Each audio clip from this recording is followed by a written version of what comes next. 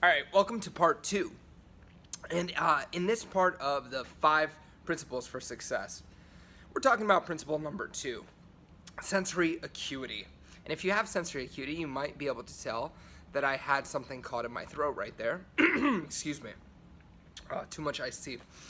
Sensory acuity, let's talk about it in different contexts, but it's really the ability to know where you are in a given communication or a given endeavor. If you're driving from point A to point B, sensory acuity is knowing where on that journey you are. And within the realm of communication, of persuasion, of influence, sensory acuity is really about being able to watch your client, to be able to pay attention and learn a lot about nonverbal behavior. So you might begin now if you're in a business where it's important to influence people, or if you recognize that being a high performer is about having influence, or you just want to be a better mother, father, brother, sister, lover, whatever. Pay attention to body language, and notice you can start to notice more information about people. You can notice how fast they're breathing. You can notice where they breathe. And you can notice their body language. You can notice their posture. You can notice their blink rate. You can notice all kinds of things about people. Notice their lower lip size, their skin tone. And you know what? There's a great skill builder on sensory acuity that if you comment or you message me, I will find it and I will get it to you. But sensory acuity, if I can, I know that this is going out on the internet, and I will get it. I'll make it as accessible as I can. Just ask, I will do my best.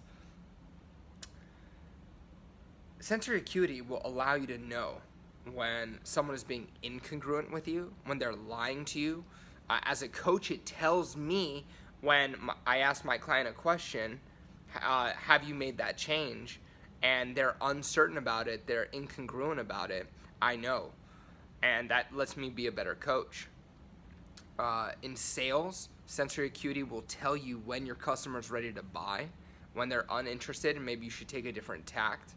In a romantic situation, sensory acuity should let you know right away if you've said something that was offensive, or if you said something that it just is not going to take you in the right direction. Now, of course, you need to know what the right direction is. So, is the right direction, what are the responses that you want to elicit from people? And having sensory acuity will allow you to know if you're getting closer or further away from those things. In a different context, let's say we were talking about weight loss. Sensory acuity would just mean, are you stepping on the scale?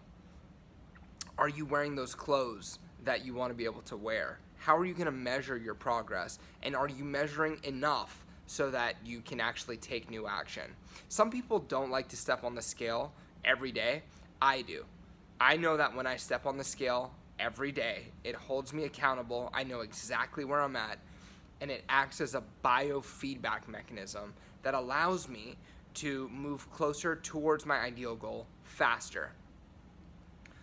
What about in martial arts as another context? I'm a martial artist, and so sensory acuity means being able to read the opponent. Okay, so let's take an example from my life. I was sparring the other day, and I got hit with the jab. You can probably see it there. I got hit with the jab, and I was having a hard time dealing with this guy's length. He was very tall, and so sensory acuity and increasing my sensory acuity means being able to be on the outside of that jab. So when the jab comes, I'm here. So if we were to back that up, what am I going to see right before it's time for me to slip that jab, right?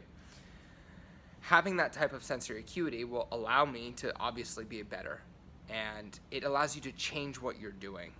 Okay, so sensory acuity works really well with the next key, the next principle for success, which is flexibility. And we're going to dive into that now in the next video whenever I release it. Stay tuned.